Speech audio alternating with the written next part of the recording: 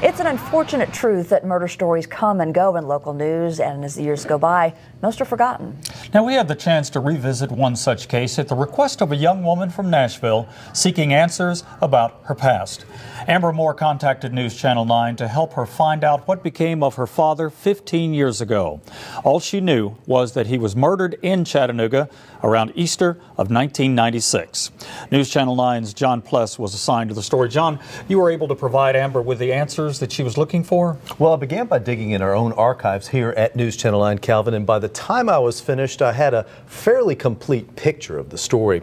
And I handed over my file to Amber last Friday morning while she was in town to run in the Ragnar Relay, a 196-mile test of endurance and determination that began at Coolidge Park and ended in Nashville. Are you Amber? Yes. Hey, nice to meet you. Good to meet you. You ready for the race? As ready as I'm going to be. Wow, I met Amber Moore at Coolidge Park last Friday as she and her AMA team would begin their relay race run from Coolidge Park to Nashville. Instead of a baton, we're handing Amber a packet of information we pulled together that explains what happened to her father. Born and raised in Miami, Amber is a wife, mother of two, and personal trainer who started a new life in Nashville back in 1997. By any measure, Amber is a successful young woman, despite not having a relationship with her dad, Jim Parsons. He's been absent from my life for the biggest part of my life, but I did know my father. I do have very vivid memories of times with my father. I would say that he stopped being in our lives when I was probably around 4 or 5. He did call periodically out of the blue every year or so. I did see him once when I was in 3rd grade. That was the last time I physically saw my father. Amber's journey into her past began when she got a surprise in her Facebook message box 3 weeks ago. An uncle of mine on my dad's side had found me on Facebook. He'd been looking for me for years. That reconnection left Amber longing to know what happened to her father.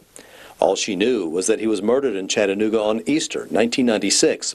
So she sent News Channel 9 an email, hoping we could help with the details. We did some digging in our own archives, then went to Hamilton County's criminal court to search through records from 15 years ago.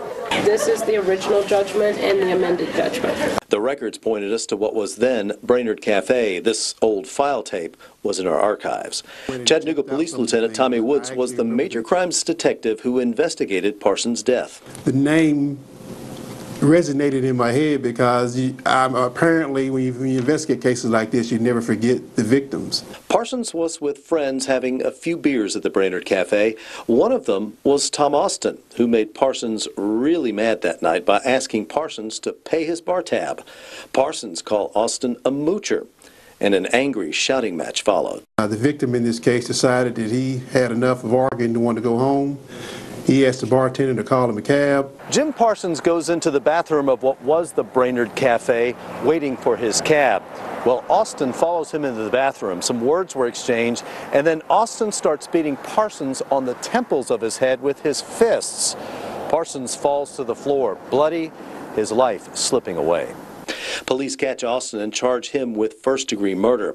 But Austin gets a deal and pleads guilty to voluntary manslaughter. He served 4 years in prison. After hearing what we learned, Amber said she holds no hard feelings toward the man who killed her father. The only thing I can say that I really hope is that he's done something better with his life at this point, and that he's not the same person he was 15 years ago, and I could live with that. A journey to run becomes a journey Amber never imagined just a few weeks ago. It sounds a little strange that I would want that many details on something so tragic, but I do. I mean, for me, it's closure, it's healing, it's the funeral I never got to have for my dad. Moore says this is the beginning of her new journey to learn more about her father, and already she tells me she's been able to reconnect with some of the members on her father's side of the family. How about that? It's all about closure, as she said. It is, and we're just glad we could help her out. Okay. Thank you, John. Sure. Good story.